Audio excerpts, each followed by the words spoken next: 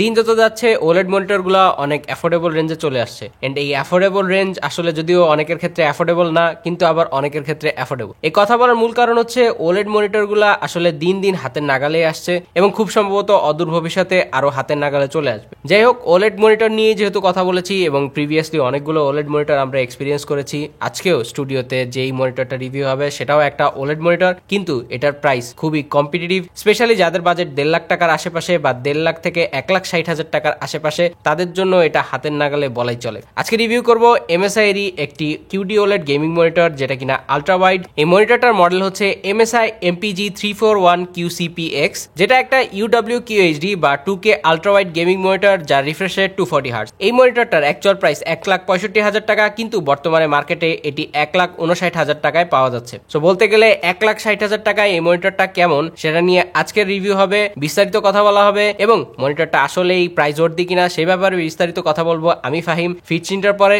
এবং আপনারা দেখছেন মনিটর বিল্ডার বাংলাদেশ।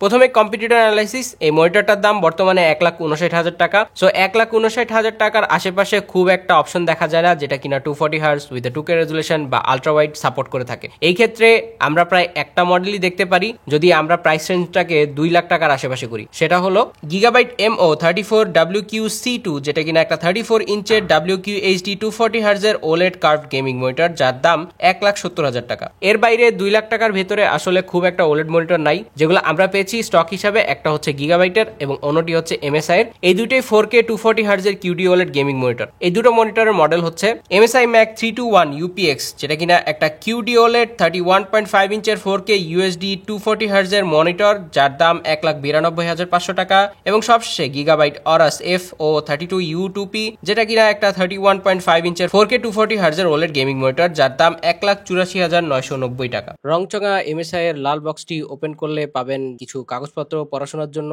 এরপরে থাকছে ডিসপ্লে কানেকশনের জন্য HDMI এবং ডিসপ্লে পোর্ট কেবলগুলো। এরপরে USB টাইপ বি কেবল। এরপরে থাকছে মাউন্টিং স্ক্রু এবং স্ক্রুগুলো মাউন্টিং করার জন্য একটি ইউজার গাইড। এরপরে থাকছে 2 ধরনের পাওয়ার কেবল এবং মেটালের বেস প্লেট এবং মনিটর স্ট্যান্ডটি।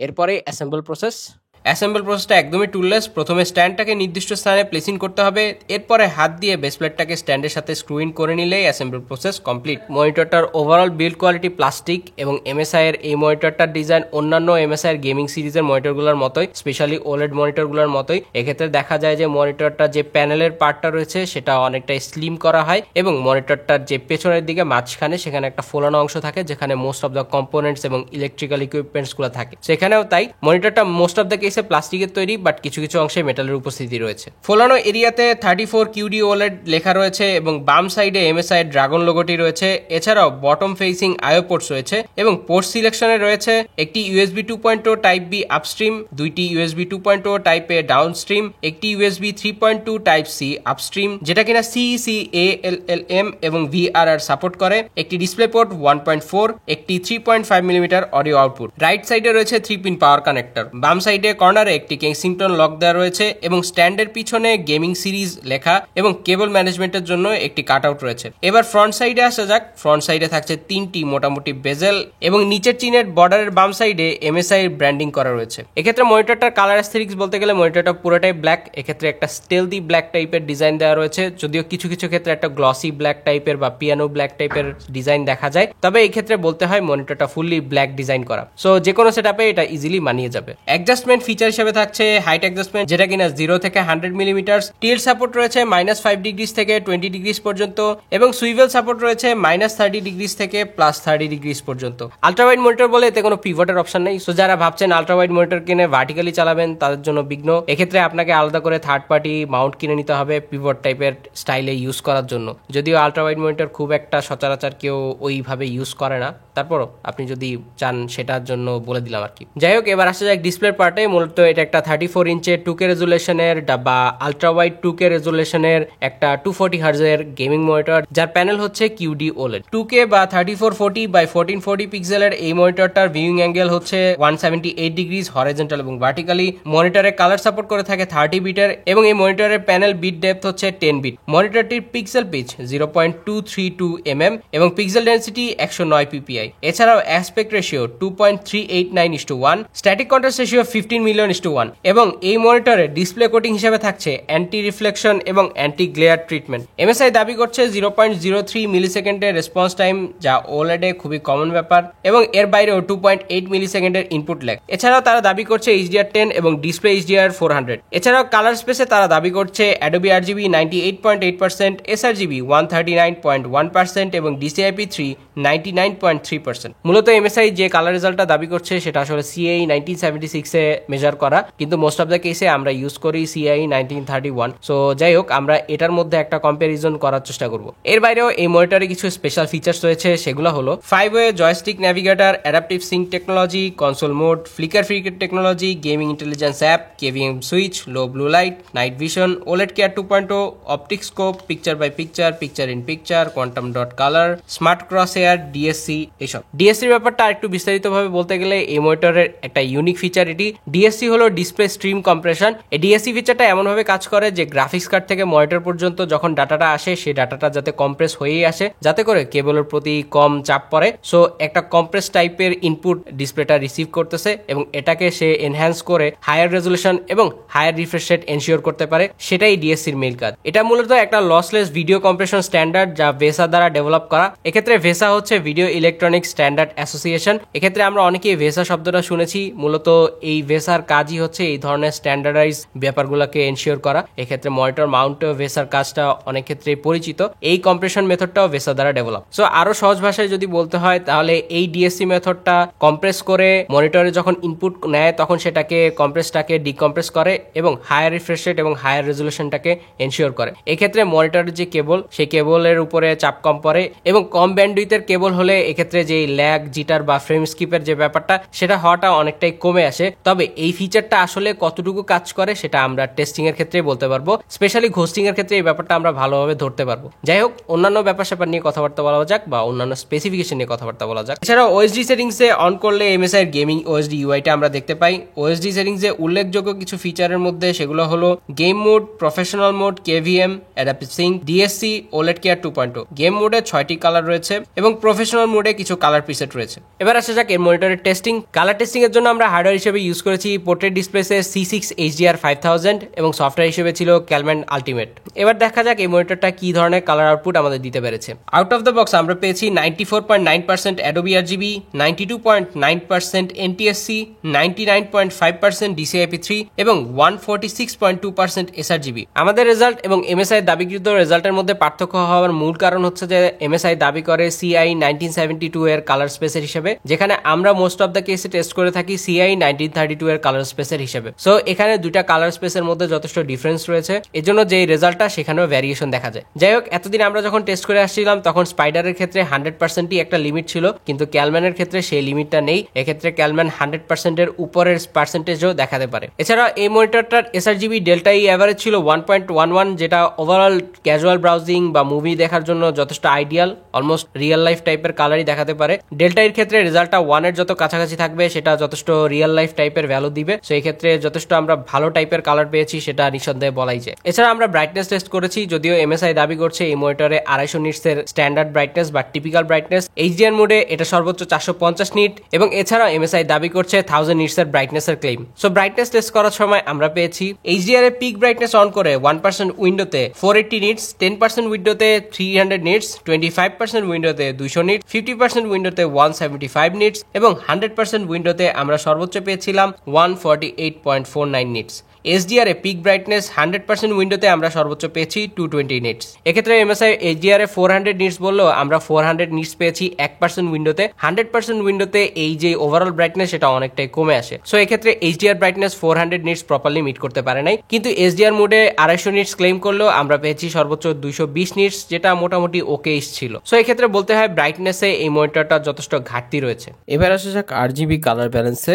প্রিমিয়াম কালার মোডে আমরা RGB কালার ব্যালেন্সটি টেস্ট করেছি। এক্ষেত্রে গ্রিনের লেভেল ছিল 101, ব্লু এর লেভেল ছিল 99 এবং রেড এর লেভেল ছিল 98 থেকে একটু বেশি। ওভারঅল আমরা একটা সায়ান টাইপের কালার আউটপুট পাই এতে দিয়ে, কারণ এতে গ্রিন আর ব্লু এর পরিমাণ একটু বেশি, যেখানে রেড এর পরিমাণ সামান্য কম। বাট যদিও রিয়েল লাইফ ইউজে আসলে এই ব্যাপারটা খুব একটা লক্ষ্য করা যায় না, আনলেস এন্ড আনটিল আমরা জিনিসটা যখন টেস্ট করলাম তখনই আমরা জিনিসটা আসলে রিয়েলাইজ করা শুরু করলাম। এবার ঘোস্টিং টেস্ট, মূলত এটা একটা gaming monitor, so ghosting test না করলেই না। এটা 240 হার্জের বা সর্বোচ্চ 240 হার্জের একটা গেমিং 2K প্যানেল। যদিও এই মনিটরটার একটা ডিএসসি টাইপের ফিচার রয়েছে, এই ডিএসসি ফিচারটা যখন আমরা অফ করে রাখবো এটা সর্বোচ্চ 165 পর্যন্ত আমাদের দিতে পারে, এবং ডিএসসি ফিচারটা আমরা যখন অন করব সেটা সর্বোচ্চ 240 হার্জ পর্যন্ত আমাদের দিতে পারে। সো ডিএসসি মোডটা অন অফ করার মধ্যেই এটার যে রিফ্রেশ রেটের যে ভ্যারিয়েশন সেটা চেঞ্জ হয়ে থাকে। সো অ্যাকচুয়ালি যদি মনিটরটা বলতে হয় এটা একটা 165 হার্জের গেমিং মনিটর, কিন্তু এটাকে সাম সর্ট অফ ডিএসসি টাইপের ফিচার দিয়ে বা কম্প্রেশন টাইপের ফিচার দিয়ে এটাকে 240 হার্জ পর্যন্ত নিয়ে যাওয়া সম্ভব। কিন্তু যখন 240 হার্জে এটাকে নিয়ে যাওয়া হয় সেক্ষেত্রে আমরা কিছুটা ওভারশুট দেখতে পাই। এক্ষেত্রে আমরা এই 240 হার্জকে হাফ করে 120 হার্জেও নিয়ে যাই, এবং 120 হার্জে ওভারঅল যে ঘোস্টিং এর পরিমাণ সেটা কিছুটা কমে। আবার 60 হার্জে নিয়ে গেলে ওভারঅল যে ঘোস্টিং সেটা ভিজিবল হতে থাকে। এবার ডিএসসি অফ করে আমরা টেস্ট করি। যেহেতু আগে বলেছি যে ডিএসসি অফ করলে এটা সর্বোচ্চ 165 হার্জ পর্যন্ত যেতে পারে। সো 165 হার্জে আমরা ঘোস্টিং দেখতে পাই এবং কিছুটা ল্যাগ বা ফ্রেম স্কিপ টাইপের কিছু ফিল হয় আমাদের কাছে। যদিও ব্রাউজার চেঞ্জ করার পরে গুগল ক্রোম থেকে এজে আমরা যখন সুইচ করি তখন এই ওভারঅল যে ল্যাগ বা ফ্রেম স্কিপের যে ব্যাপারটা সেটা অনেকটা ঠিক হয়ে যায়। এক্ষেত্রে আমি যতটুকু জানি গুগল ক্রোম এবং এজ দুইটাই প্রায় একই টাইপের ওয়েব ইঞ্জিন ইউজ করে। তারপর আমাদের কাছে এই ফ্রেম স্কিপের যে ব্যাপারটা এটা একটু অদ্ভুত মনে হয়েছে। যদি আমি পার্সোনালি এক্সপেক্ট করছিলাম যে ডিএসসি মোডটা অন থাকলেই ফ্রেম স্কিপ হওয়ার কথা, কিন্তু এক্ষেত্রে হয়েছে উল্টো। এই ঘোস্টিং নিয়ে ঘাটতে ঘাটতে আসলে এর ইনসাইডার খোঁজ খবর নেওয়ার চেষ্টা করে থাকি আমরা, এবং আমরা খুঁজে পাই এই মনিটরটাতে ইউজ করা হয়েছে স্যামসাং এর ফার্স্ট জেনারেশনের ওলেড প্যানেল, যেটাতে মোটামুটি লেভেলের ঘোস্টিং ছিল, যেটা এখানেও রয়েছে। বলতে গেলে এটা 22 সালের স্ট্যান্ডার্ডের একটা প্যানেল, যেটা কিনা সর্বোচ্চ 165 হার্জ পর্যন্ত দিতে পারে। এটার সাথে ডিএসসি মোডটাকে অ্যাড করে এই মনিটরটাকে 240 হার্জ পর্যন্ত পুশ করা হয়েছে।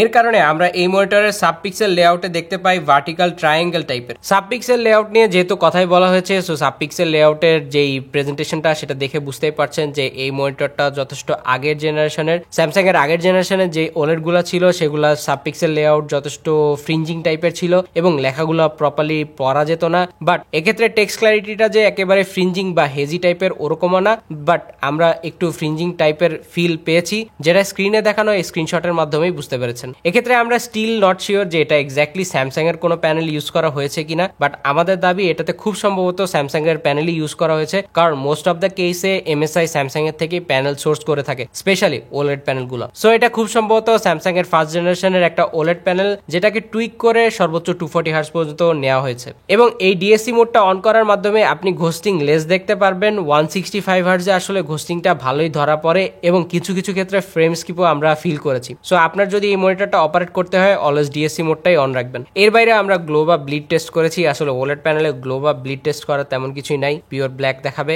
এখানেও তাই। এবার আসা যাক এই মনিটরটার ইউজার এক্সপিরিয়েন্সের ব্যাপারে। এই মনিটরটার ডেল্টা ই অ্যাভারেজ ভ্যালু ছিল 1.11। সো টিপিক্যাল ব্রাউজিং বা কন্টেন্ট ওয়াচিং এর জন্য এই মনিটরটা বলতে গেলে যথেষ্ট ভালো, এবং একটা ডিস্টেন্স থেকে যদি কন্টেন্ট এনজয় করেন এই মনিটরটা যে ওভারঅল কালার আউটপুট সেটা যথেষ্ট ভালো মতোই ভিজিবল হয়। সো মোটামুটি ডে টু ডে ইউজ বা ওয়েব ব্রাউজিং টাইপের কাজগুলো করার জন্য যথেষ্ট ভালো, এবং ডেল্টা ই 1.11 থাকার কারণে বলতেই পারি যে এই মনিটরটা আপনি চাইলে এডিটিং বা গ্রাফিক্স রিলেটেড কাজে ইউজ করতে পারেন। স্পেশালি ওয়ার্কস্টেশন টাইপের কাজের জন্য অনেকে আলট্রাওয়াইড খুঁজে থাকেন, এই ক্ষেত্রে এই মনিটরটা একটা হ্যান্ডি অপশন। এর বাইরেও এই মনিটরটাতে আমরা গেমিং করেছি, সেটা কম্পিটিটিভ বা ট্রিপল এ টাইটেলের অফলাইন স্টোরি টাইপের গেম হোক, মোটামুটি ভালোই এনজয় করা গিয়েছে। তবে এই টাইপের মনিটর বা আলট্রাওয়াইড টাইপের মনিটরে আসলে স্টোরি বেসড গেমগুলোই খুব বেশি এনজয় করা যায়। সো সেই ক্ষেত্রে এই মনিটরটা যথেষ্ট ভালো পারফরমেন্স দিয়েছে আমাদের। এক্ষেত্রে মনিটরটা অল দ্য টাইম আমরা 240 হার্জে ইউজ করেছি। এবার আসা যাক মনিটরটার প্রোজ এন্ড কনস এর ব্যাপারে। প্রথমে ভালো দিকগুলো মেনশন করা যাক। এতে রয়েছে ভিআরআর বা ভ্যারিয়েবল রিফ্রেশ রেটের মতো অপশন।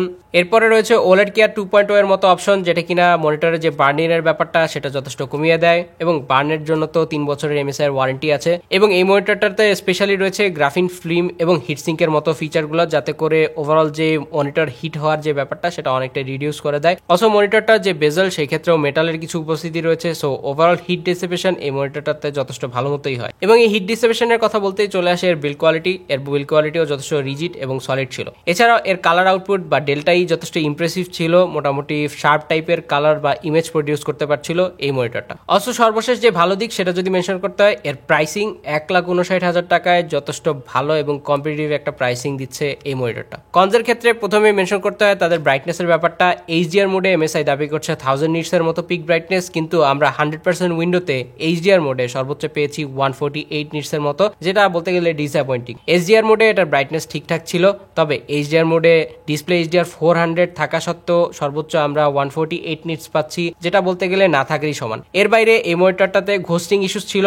ওলেড প্যানেলে ঘোস্টিং ইস্যু থাকাটা উইয়ার্ড। আই মিন রিসেন্ট টাইমের ওলেড প্যানেলগুলো একদমই ঘোস্টিং ফ্রি টাইপের অবস্থা। সেই ক্ষেত্রে এটা যেহেতু একটা পুরোনো প্যানেল, সো এতে কিছুটা ঘোস্টিং রয়েছে, যেটা কিছুটা হলেও ডিসঅ্যাপয়েন্টিং। অলসো এটার যে ভিআরআর ফিচার রয়েছে, ভিআরআর ফিচার থাকা সত্ত্বেও এতে ফ্লিকার বা ফ্রেম স্কিপ টাইপের ব্যাপার স্যাপার রয়েছে। সো এই ফ্রেম স্কিপ ব্যাপারটা না থাকলে হয়তোবা মনিটরটা আরেকটু বেটার পজিশনে যেতে পারতো। বাট ফর দ্য প্রাইস আসলে খুব একটা নিটপিক করে লাভ নাই, কারণ এই প্রাইসের আশেপাশে তেমন একটা ওলেড মনিটর নাই বললেই চলে। সো এই প্রাইস রেঞ্জে এই মনিটরটা একটা ক্লিয়ার উইনার, স্পেশালি যারা এই বাজেট রেঞ্জে একটা ওলেড মনিটর নিতে চান। সো আপনার যদি একটা আলট্রা ওয়াইড টাইপের মনিটর প্লাস ওলেড টাইপের কিছু একটা এক্সপিরিয়েন্স করতে হয়, কিন্তু আপনার কাছে 1,60,000 টাকার বেশি নেই, সো সেই ক্ষেত্রে হতে পারে এই মনিটরটা একটা ভালো অপশন। আপনার ডে টু ডে কাজ বা ক্যাজুয়াল টাইপের যত রকম গেম রয়েছে সেগুলো আপনি ইজিলি এনজয় করতে পারবেন, টুকটাক ই স্পোর্টসও আপনি এনজয় করতে পারবেন। কিন্তু আপনি যদি হার্ডকোর ই স্পোর্টস টাইপের প্লেয়ার হন, সেক্ষেত্রে এই মনিটরটা আপনার জন্য না। আপনার বেটার হয় অন্য কোনো মডেল দেওয়া। এক্ষেত্রে এমএসআই এরও অপশন রয়েছে, অন্যান্য ব্র্যান্ডেরও অপশন রয়েছে। হোস্টিং বা ওভারশুটের পরিমাণ যদি আরেকটু মিনিমাল হতো এবং এই মনিটরে যদি একটু আপডেটেড জেনারেশনের কোনো প্যানেল ইউজ করা হতো, তাহলে হয়তো বা ওভারঅল যে ব্যাপারটা সেটা অনেকটা আরেকটু ইমপ্রুভ হতে পারতো। আই গেস এর নেক্সট আইটারেশন যেটা রয়েছে সেটা আরেকটু বেটার এবং ইমপ্রুভড হবে। সো আজকে এই পর্যন্তই, দেখা হবে পরের কোনো ভিডিওতে। টিল দেন আল্লাহ হাফেজ এন্ড আসসালামু আলাইকুম।